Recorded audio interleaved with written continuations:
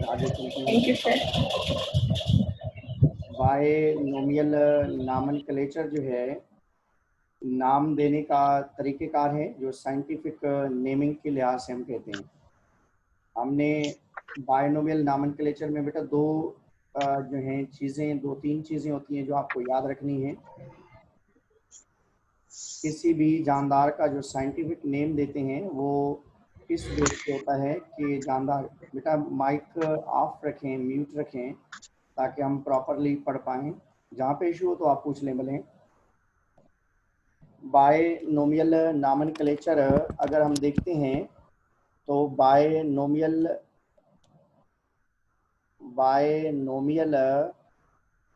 Nomenclature, this is the rule, ये कानून है, ये साइंटिफिक रूल हम इसको कहते हैं, that introduced by Karl Linnaeus. तो दुनिया में तमाम जानदार जो इस दुनिया में स्पीशीज़ की फॉर्म में अवेलेबल हैं या जिनको आइडेंटिफाई किया जाता है उनके लिए साइंटिफिक नेम देने का तरीक़ेकार है। तो बायोलॉजिकल नेम देने के लिए स्पेशली बायनोमियल नॉमेनक्लेचर इंट्रोड्यूस कराया गया है।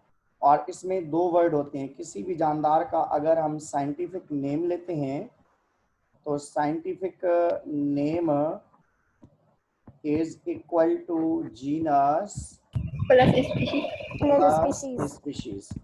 जेनेरिक नेम और स्पीशीज दोनों को जब हम मिलाकर लिखते हैं तो उसको नाम दिया जाता है कि ये साइंटिफिक नेम है। मैंने बहुत सारे नाम लिखवाए थे आपको, मगर जी सर। जी सर। उनमें से एक हम ह्यूमन का नाम जो है रिपीट कर देते हैं। ह्यूमन का नाम है बेटा होमो सेपियन। सेपियन। गुड।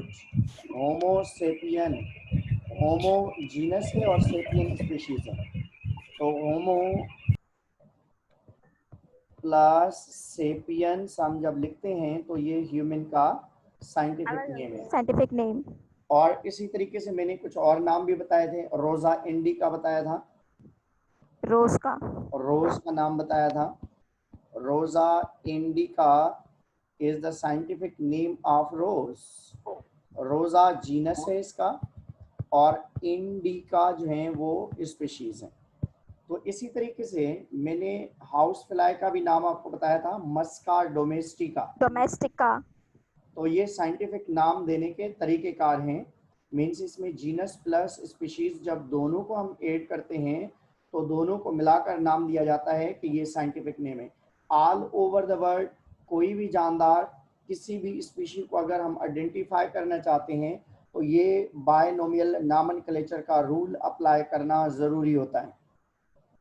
और फिर उसके बाद इसमें जो जीनस होता है बेटा वो रिजेम्बलेंस पे 2-4 जानदार जो होते हैं उनका जीनस सेम हो सकता है। और जो स्पीशीज नेम है वो साइंटिस्ट की मर्जी के ऊपर होता है कि वो अपना नाम देना चाहे, अपने आइडियल पर्सनालिटी का नाम देना चाहे, या उसके बाद जो है अपने से जो रिलेटेड लोग हैं या कंट्री है या इलाका है या कोई भी प्रॉपर्टी है उस चीज़ की, तो उस बेस पे वो क्लासिफिकेशन का नाम जो है स्पीशीज नेम दे सकता है। Genus always given on the basis of resemblance. ये जीनस किसी के साथ अगर रिजेंबल करता है तो सेम हो सकता है, स्पीशीज सेम नहीं होती। जीनस सेम हो सकती है और स्पीशीज अगर सेम है तो फिर वो क्या हो जाता है, एक ही ग्रुप के जानदार या एक ही जो है स्पीशीज के ऑर्गेनिजम्स काउंट किए जाते हैं। मिटा दो इसको। फिर उसके बाद मैंने एक और चीज़ पढ़ाई थी बेटा आपको, वो मैंने आपको पढ़ाई थी, वो जो हमने पढ़ा था वो है kingdom, phylum, class, order, family, genus, species. उसको हम पढ़ते हैं टैक्सोनॉमिक हायरार्की। वो मैंने बताया था, मगर रिपीट कर देता हूँ जो नहीं थे उस दिन। तो मैंने बताया था कि किंगडम डिवाइडेड है बेटा फाइलम में, और प्लांटी के अंदर जो है किंगडम प्लांटी में फाइलम नहीं होते, तो फाइलम की जगह पे हम डिवीजन का वर्ड यूज करते हैं। That's for the Plantae, not for the Animalia. Plantae वाले जो जानदार हैं उनको हम डिवीजन में डिवाइड करते हैं। प्लांटी और फंजा वाले जानदार, इनके क्लासेस या फाइलम का हम वर्ड यूज कम करते हैं। फाइलम डिवाइड होता है क्लास में, क्लास डिवाइड होता है ऑर्डर में, और ऑर्डर डिवाइड होता है बेटा किसमें? फैमिली में। फैमिली। और फैमिली डिवाइड करते हैं हम जीनस में, और जीनस डिवाइड करते हैं हम किसमें? स्पीशीज में। आप अगर इनको सीक्वेंस में बता रहे हैं, मीन्स नीचे से ऊपर की तरफ जा रहे हैं तो सिंपल टू कॉम्प्लेक्स, अगर ऊपर से नीचे की तरफ आ रहे हैं तो कॉम्प्लेक्स टू सिंपल की तरफ, मगर the basic unit of classification is known as a species. किसी भी चीज का जो बेसिक यूनिट है वो सेल है, मीन्स लिविंग चीज का। इसी तरीके से किसी भी क्लासिफिकेशन की अगर हम बात करते हैं तो क्लासिफिकेशन का जो फर्स्ट या पहला यूनिट है उसको हम नाम देते हैं कि species. Species is the basic unit of classification. तो जीनस स्पीशीज मिलकर जीनस बनाते हैं, जीनस मिलकर ऑर्डर बनाते हैं, ऑर्डर मिलकर फैमिली बनाते हैं, और फैमिली मिलकर जो है स्पीशीज। तो इस तरीके से kingdom, phylum, class, order, family, genus, species ये टर्म्स हैं जो कॉमनली हमारे साथ या हमारे इस जो स्टडी है उसके साथ जुड़े हैं। इसको याद रखने के लिए मैंने भी एक तरीका बताया था आपको, वो है king place chase on fine grain sand. King place chase on fine grain sand. मैंने एक चीज आपको बताई थी, kingdom, phylum, class, order, family, genus, species के लिहाज से। तो मैंने एक और चीज भी बताई थी, KPCO, FGS, Khan PCO near federal government school. Yes sir. FGS Khan PCO federal government school. KPCO kingdom, K से किंगडम, पी से फाइलम, सी से क्लास, ओ से ऑर्डर, एफ से फैमिली, जीनस से जीनस, एस से स्पीशीज। अगर इनके एक एक यूनिट को आप नाम देना चाहते हैं तो उसको टैक्सॉन कहा जाता है, टैक्सॉन कहते हैं। और सबको मिलाकर हम नाम देते हैं कि ये टैक्सोनॉमिक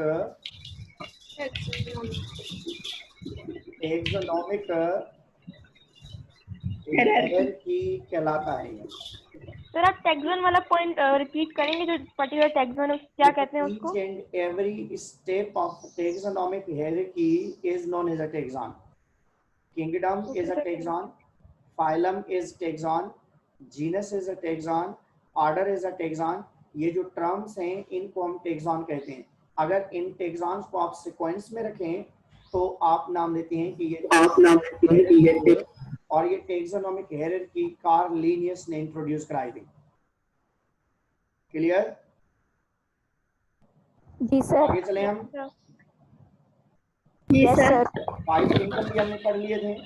5 किंगडम में मैंने आपको बताया था बेटा, 5 किंगडम में एक होता है किंगडम प्रोकारियोटी, जिसके ऊपर आपका चैप्टर नंबर 6 है, और दूसरा होता है किंगडम प्रोटोक्टिस्टा, जिसके ऊपर चैप्टर नंबर 7 है, और तीसरा होता है किंगडम फंजाई के चैप्टर नंबर 8 है, किंगडम प्लांटी चैप्टर नंबर 9 है, और किंगडम एनिमिलिया चैप्टर नंबर 10 है। तो आपके ऑलमोस्ट 5 चैप्टर जो हैं मार्गुलस और शिवर्ट की क्लासिफिकेशन पे हैं। ऑलमोस्ट जो हैं 5 चैप्टर हमारे जो हैं इन 5 किंगडम सिस्टम के ऊपर हैं, जो 6, 7, 8, 9, 10 चैप्टर्स जो हैं ये हमारे पास इंक्लूडेड हैं। अब हम आते हैं, पहले हम biology, you know very well biology है क्या असल में। ये बायोलॉजी असल में हम पढ़ के हैं बेटा, biology is the branch of science. अब डेफिनेशन हैं कुछ, वो हम लिखते जाएंगे फिर आगे बढ़ते जाएंगे। Biology is the combination of Greek words, ये ग्रीक वर्ड्स की कॉम्बिनेशन है, और इसका मतलब है असल में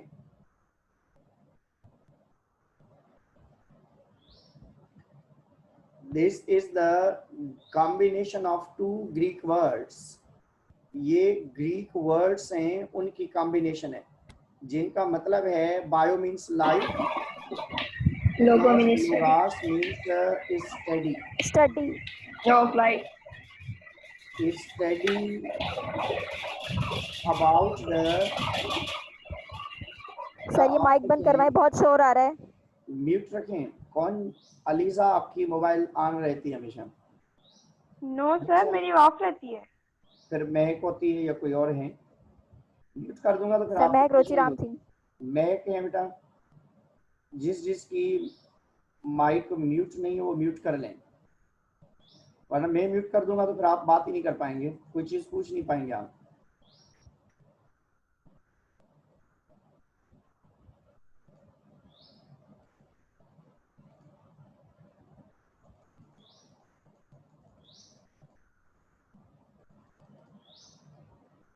तो अब हम इन चीजों की तरफ चलते चलेंगे, क्योंकि हमें अब स्टे नहीं करना इतना।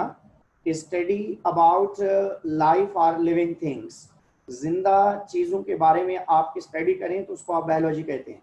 चाहे आप किंगडम प्रोकारियोटी की करें, चाहे आप किंगडम प्रोटोक्टिस्टा की करें, चाहे आप किंगडम फंजाई की करें, चाहे आप किंगडम प्लांटी या एनिमलिया की, इन तमाम जानदारों की जब भी आप स्टडी कर रहे होंगे, you are means in biology field.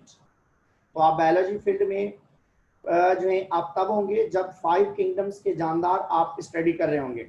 तो 5 किंगडम में से किसी भी जानदार को अगर आप स्टडी कर रहे हैं तो means you are going to study the biology, या you are under the shelter of biology. आप बायोलॉजी में पढ़ रहे हैं, बायोलॉजी के रूल्स एंड रेगुलेशन को फॉलो करना होगा।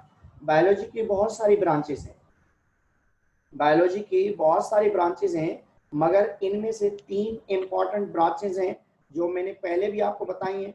जो नया है तो इस चीज को देखता जाए कि किस तरीके से है। तो ब्रांचेस ऑफ बायोलॉजी के लिहाज से अगर हम देखते हैं तो हमारे पास बहुत सारी ब्रांचेस हैं, मगर उनमें से 3 इंपॉर्टेंट ब्रांचेस हैं। One is the zoology, study about the animals. अगर हम एनिमल्स के बारे में पढ़ें, स्टडी अबाउट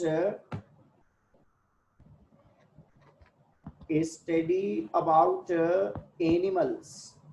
अगर आप एनिमल्स के बारे में पढ़ें, zoo taken from the zoon means animal, logos means study. अगर आप एनिमल्स की स्टडी करें तो आप उसको जोलॉजी कहते हैं।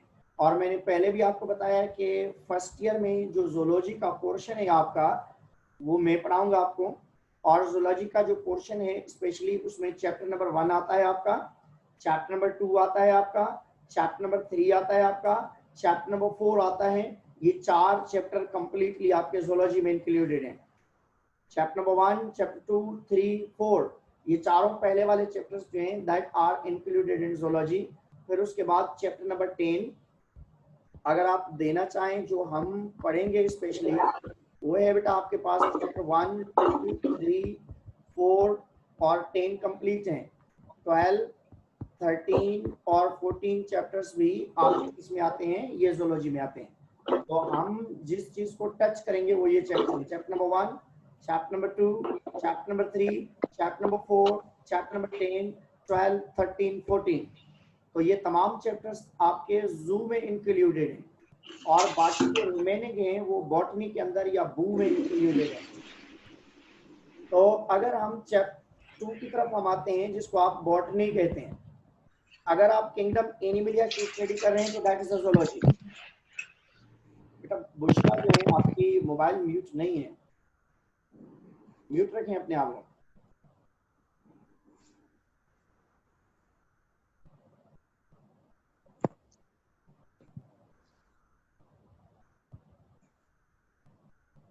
तो म्यूट रखें अपने आप को, जिसका मोबाइल म्यूट नहीं है तो म्यूट कर दें आप।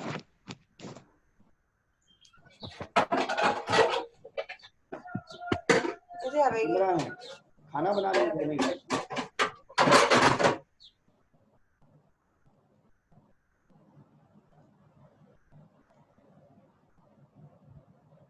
तो ये जानदार जो हमारे पास अवेलेबल हैं इनको हम डिस्कस करेंगे। तो बॉटनी नॉर्मली हमारे पास अगर किंगडम प्लांटी की आप बात करें, प्लांट्स को आप स्टडी करें, तो बॉटनी में हम किस चीज की स्टडी करते हैं? प्लांट्स की स्टडी करते हैं। अगर हम प्लांट्स की स्टडी करें तो उसको हम नाम देते हैं कि ये बॉटनी है, जो सर फरहान आपको पढ़ा रहे हैं, स्टडी अबाउट द प्लांट्स। तो प्लांट्स को अगर हम स्टडी करें तो उसके लिए हम वर्ड यूज करते हैं कि वो प्लांटी है। प्लांटी, हम प्लांट्स के बारे में स्टडी करते हैं। तो scientific study about the plants is known as plantae. और ये प्लांट्स के अंदर जो पाए जाते हैं इनकी अगर आप स्टडी करें तो that's known as a botany. Scientific study about the plants is known as botany हम कहते हैं। और बॉटनी में किंगडम प्लांटी के तमाम जानदार जो हैं उनको हम स्टडी करते हैं। और नंबर 3 पे जो मेन फील्ड हमारे पास आती है बेटा वो है microbiology. Microbiology, micro means small, bio means study, sorry bio means life, logos means study, study about microscopic organisms. तमाम माइक्रोस्कोपिक ऑर्गेनिजम्स के बारे में आप पढ़ें। जैसे आपके पास बैक्टीरिया हैं, जैसे आपके पास प्रोटोजोन्स हैं, या वो तमाम जानदार जिनको आप अपनी आंख से, खुली आंख से नहीं देख सकते, उनकी अगर आप स्टडी करें तो उसको आप नाम देते हैं कि ये माइक्रोबायोलॉजी है। मेन ब्रांचेस ये 3 हैं, मगर जूलॉजी का पोर्शन ज़्यादा है और माइक्रोबायोलॉजी और बॉटनी को एक साथ रखा गया है। माइक्रोबायोलॉजी और बॉटनी जो है इनको एक साथ रखा गया है। आप माइक्रोबायोलॉजी और बॉटनी जो है दोनों को एक साथ पढ़ते हैं, तो इस वजह से चैप्टर नंबर आपका जो 6 है, 7 है और उसके बाद कुछ और प्रोटोजोन्स हैं, तो वो चैप्टर नंबर असल में माइक्रोबायोलॉजी के ऑर्गेनिजम्स हैं। मगर क्योंकि बॉटनी के पोर्शन थोड़ा बनता है तो फिर हमने इनको बॉटनी के साथ इंक्लूड किया, या बॉटनी वाले जो हैं टीचर आपको पढ़ाते हैं। ये क्लियर हो गया? अब हम चलेंगे बेटा, आगे हम चलेंगे तो नेक्स्ट हमारे पास जो है वो है मॉलिक्यूलर बायोलॉजी। मॉलिक्यूलर ये अदर ब्रांचेस हैं, these are known as other branches. किसी को भी अगर क्वेश्चन हो तो हैंड रेज कर सकता है वो। ब्रांचेस ऑफ बायोलॉजी में ये अदर ब्रांचेस हैं जो हम पढ़ रहे हैं, these are known as other branches.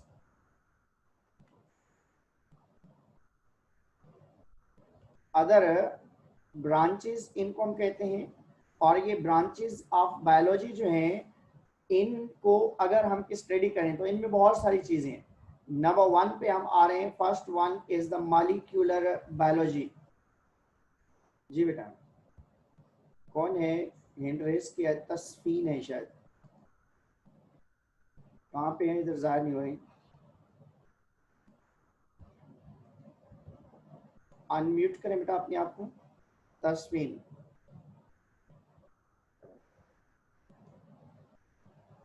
पूछें। तो मॉलिक्यूलर बायोलॉजी में branch of biology that deals with the structure and function. इसमें हम जानदार की स्ट्रक्चर और उनके जो फंक्शंस हैं और मैक्रो मॉलिक्यूल्स के बारे में हम पढ़ते हैं। बेटा मैंने आपको बताया था कि मैक्रो मॉलिक्यूल्स होते हैं proteins, lipid, carbohydrates, nucleic acids. इन चीज़ों को हम नाम देते हैं कि ये मैक्रो मॉलिक्यूल्स हैं। तो मीन्स किसी भी जानदार में उसके हेयर्स किस चीज़ के बने हुए हैं, उसके नेल्स किस चीज़ के बने हुए हैं, उसकी मसल्स किस चीज़ की बनी हुई हैं, उसकी बॉडी के अंदर केमिकल किस टाइप के सेक्रेट हो रहे हैं। तो उन तमाम चीज़ों की केमिकल कंपोजिशन को अगर आप स्टडी करते हैं तो that's known as molecular biology. Molecular biology हम किस चीज़ को कहते हैं कि मॉलिक्यूल्स की स्टडी करना। हमारे पास मॉलिक्यूल्स जो हैं 2 टाइप के होते हैं। एक होते हैं ऑर्गेनिक मॉलिक्यूल, दूसरे इनऑर्गेनिक। ऑर्गेनिक मॉलिक्यूल्स वो हैं जिसमें कार्बन और हाइड्रोजन दोनों साथ अवेलेबल हों, दोनों प्रेजेंट हों। जिनमें दोनों चीजें साथ अवेलेबल होंगी उसको आप कहेंगे कि वो ऑर्गेनिक है। और जिसके अंदर कार्बन या हाइड्रोजन में से दोनों में से कोई एक या दोनों अगर एब्सेंट हैं तो उसको आप नाम देते हैं कि ये इनऑर्गेनिक है। Protein is organic, nucleic acid is organic, carbohydrate is organic, glucose is organic. ये तमाम चीजें ऑर्गेनिक में आती हैं। जबकि इनऑर्गेनिक जो मॉलिक्यूल्स हैं उसमें कार्बन डाइऑक्साइड है आपके पास, सोडियम क्लोराइड है आपके पास, अमोनिया है आपके पास, या ऐसी तमाम चीजें जिसके अंदर कार्बन और हाइड्रोजन दोनों साथ नहीं हो।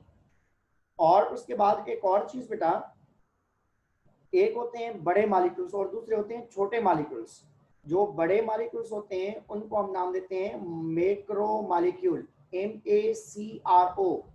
लार्ज मॉलिक्यूल्स जैसे प्रोटीन्स हैं, जैसे न्यूक्लिक एसिड हैं, अगर मॉलिक्यूल्स बेटा छोटे होते हैं, स्मॉल मॉलिक्यूल्स अगर होते हैं तो उनके लिए माइक्रो अलग मॉलिक्यूल्स। हम यूज करते हैं।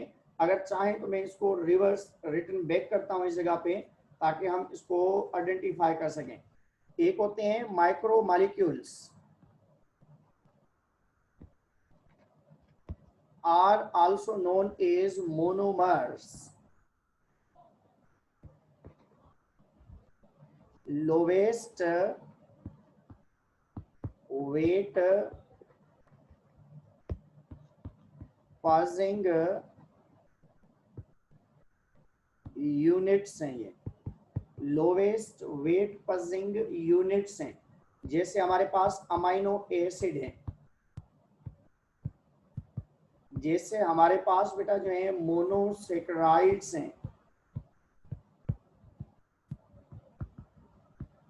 जैसे हमारे पास न्यूक्लियोटाइड्स हैं, एक्सेट्रा।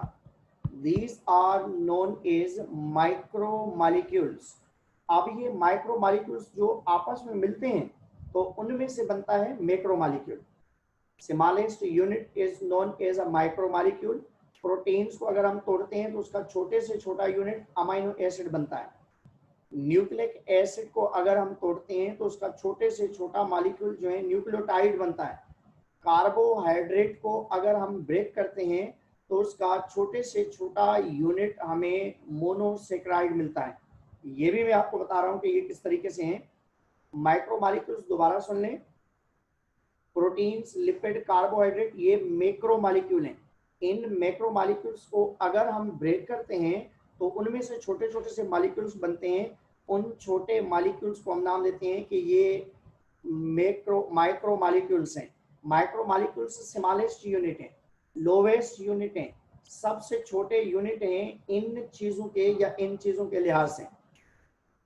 बेटा तस्वीन जो है आप अनम्यूट करें ना, आपको बार बार कह रहा हूं कि अनम्यूट करें। आप कोई इश्यू है तो आप अनम्यूट करें अपने आप को।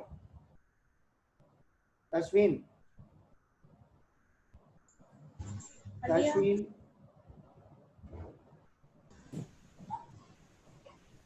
कोई इश्यू है आपको? जी बेटा पूछें क्वेश्चन।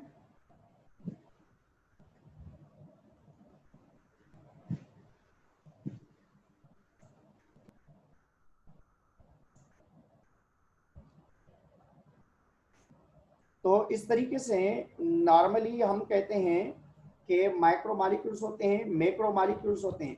माइक्रोमोलिक्यूल्स जो होते हैं वो स्मॉल यूनिट होते हैं, छोटे यूनिट होते हैं, उनके लिए हम टर्म यूज करते हैं। अब मैं इसको अगर जो है डिलीट कर दूं तो फिर उसके बाद हम एक और चीज देखते हैं कि मैक्रोमोलिक्यूल्स क्या हैं। मैक्रोमोलिक्यूल्स क्या हैं बेटा? ये मैक्रोमोलिक्यूल्स हैं व्हेन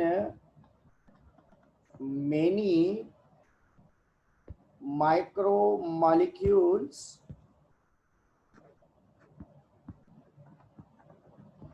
bonded together।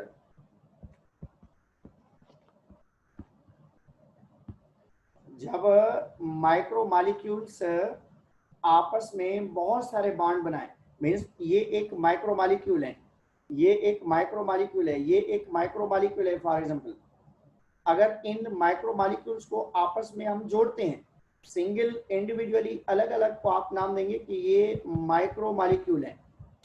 और अगर जब ये आपस में जुड़ जाते हैं, ऐसे अटैच हो जाते हैं, तो इनकी कॉम्बिनेशन को मिलाकर हम नाम देते हैं कि this is known as macromolecule. Macromolecules किस चीज के बने होते हैं? माइक्रोमोलिक्यूल्स के। अब मैं बताऊंगा कि कौन कौन से माइक्रोमॉलिक्यूल्स हैं। मैक्रोमॉलिक्यूल्स में आपके पास है बेटा protein is a macromolecule, lipid is the macromolecule, carbohydrates are the macromolecule, और न्यूक्लिक एसिड जो है ये मैक्रोमॉलिक्यूल हैं।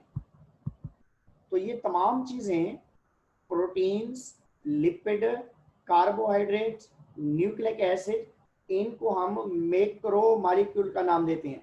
माइक्रो का मतलब है स्मॉल, मैक्रो का मतलब है लार्ज। लार्ज यूनिट वाले जो स्ट्रक्चर्स होते हैं उनको हम नाम देते हैं कि ये माइक्रोमॉलिक्यूल्स हैं। माइक्रोमॉलिक्यूल्स जो हैं, मैक्रोमॉलिक्यूल्स जो हैं वो लिपिड, प्रोटीन, कार्बोहाइड्रेट ये चीजें अवेलेबल होती हैं। तो नॉर्मली हम देखते हैं, अगर इसको आगे बढ़ाते हैं तो मिटा दूं इसको मैं। जी सर।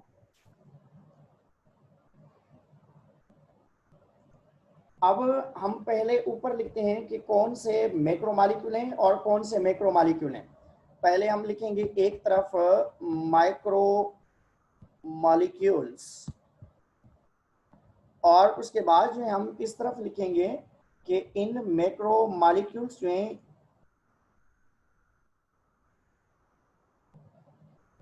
इन माइक्रोमॉलिक्यूल से मैक्रोमॉलिक्यूल कौन से बनते हैं। अब हमारे पास बेटा एक चीज है अमाइनो एसिड। अमाइनो एसिड माइक्रोमॉलिक्यूल है। अब जब ये मिलता है तो इसमें से बनते हैं प्रोटीन्स। और इसी तरीके से हमारे पास दो चीजें हैं, one is the glycerol and fatty acid, ये मैक्रोमॉलिक्यूल्स हैं। इन दोनों की कॉम्बिनेशन से बनते हैं लिपिड्स। और उसके बाद है हमारे पास मोनोसेकेराइड्स। इनको जब हम मिलाते हैं तो इसमें से बनते हैं पॉलीसेकेराइड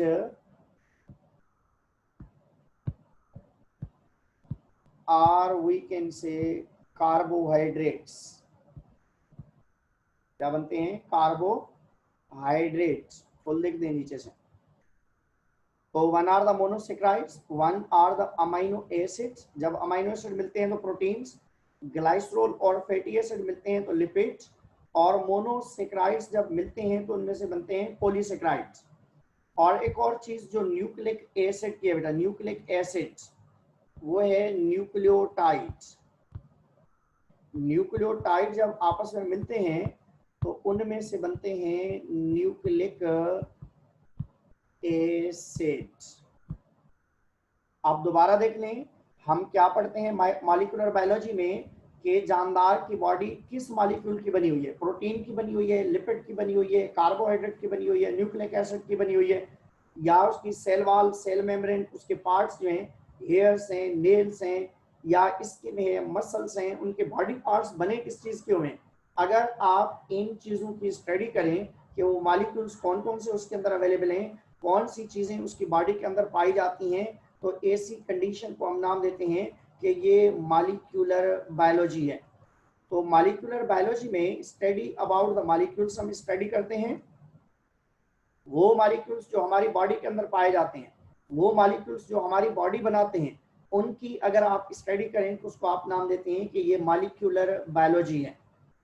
मिटा दो इसको, ये याद रखना है क्योंकि नेक्स्ट पूरा चैप्टर आपका इसके ऊपर है। Amino acid, glycerol, fatty acid, monosaccharide, nucleic acid के ऊपर है, प्रोटीन्स, लिपिड, कार्बोहाइड्रेट के ऊपर है। तो ये चीजें आपसे आगे जो है पूछी जाएंगी या आपको याद होना चाहिए कि ये है क्या। अब हम दोबारा उसी क्लासिफिकेशन की तरफ हम आ जाते हैं, इसके अंदर ब्रांचेस की तरफ हम आ जाते हैं कि ब्रांचेस ऑफ बायोलॉजी हैं क्या। हमने पहला पढ़ा मॉलिक्यूलर बायोलॉजी। अब दूसरी चीज है बेटा माइक्रोबायोलॉजी। माइक्रोबायोलॉजी मैंने अभी आपको बताया, तमाम माइक्रोस्कोपिक ऑर्गेनिजम्स की आप स्टडी करें। बैक्टीरिया हैं, आर्च बैक्टीरिया हैं, फंगस है, प्रियॉन्स हैं, प्रोटोजोन्स हैं, या तमाम यूनिसेलुलर स्मॉल ऑर्गेनिजम्स जो हैं उनकी अगर आप स्टडी करें तो उसको आप माइक्रोबायोलॉजी कहते हैं। दूसरा बेटा marine water biology.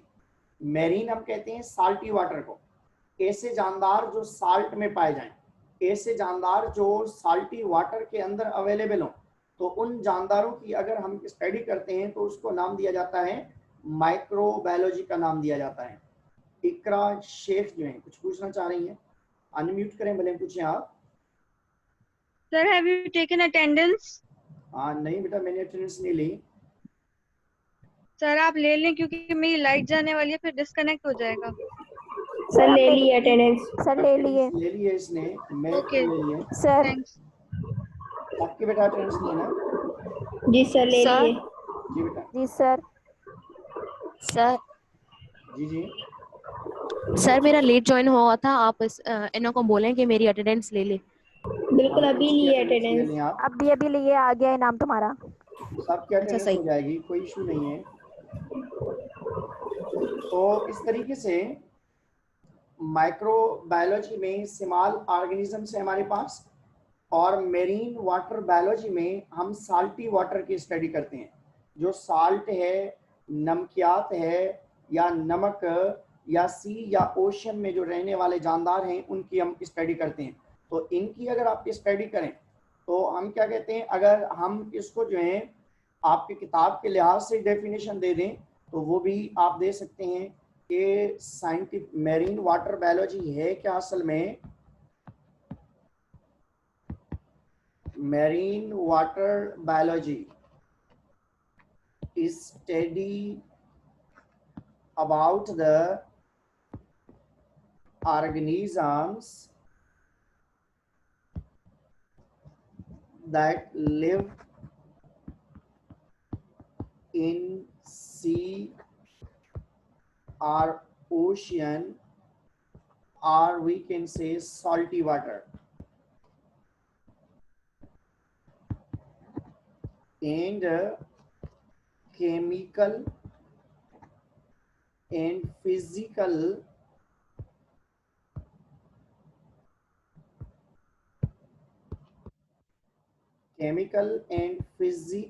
properties of water.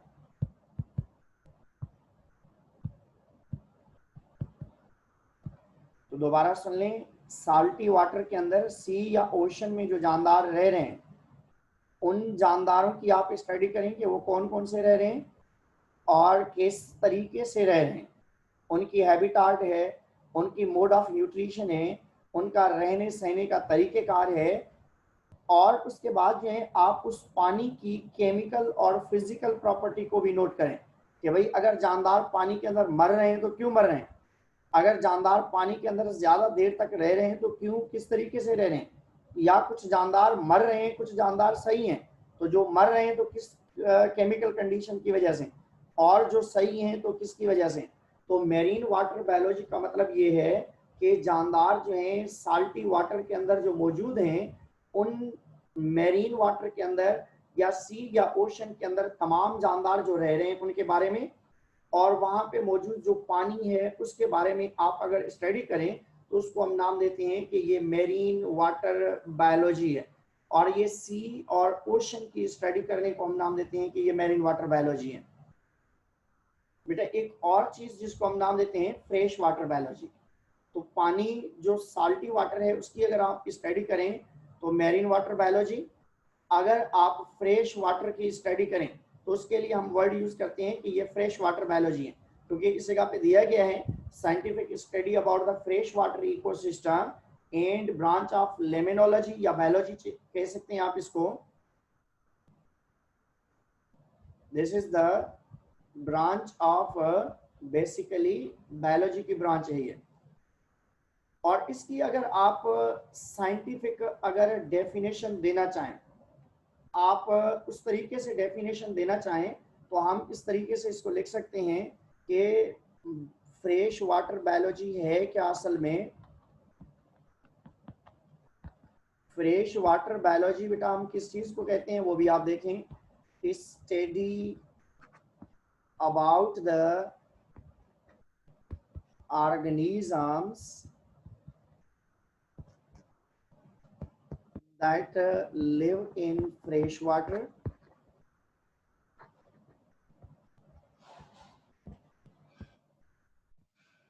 and chemical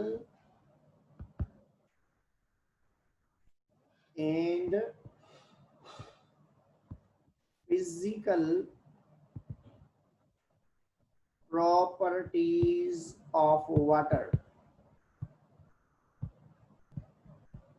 तो ये जानदार जो हैं पानी के अंदर रह रहे हैं और उस पानी के अंदर मौजूद तमाम जानदार उनकी अगर आप स्टडी करें तो उसके लिए आप नाम देते हैं कि ये फ्रेश वाटर बायोलॉजी है। बेटा ये फ्रेश वाटर बायोलॉजी जो है study about the fresh water. Fresh water हम उसको कहते हैं जिसके अंदर साल्ट नहीं होता। जैसे आपके पास पांड है या उसके बाद जो है हमारे पास रिवर है या उसके बाद स्टैग्नेंट वाटर जो हमारे घर के बाहर गटर का पानी हो, चाहे कुएं का पानी हो, चाहे सैलाब का या कोई भी जिसके अंदर नमक कम है, साल्टी वाटर नहीं है, ऐसे पानी को हम नाम देते हैं कि ये फ्रेश वाटर है।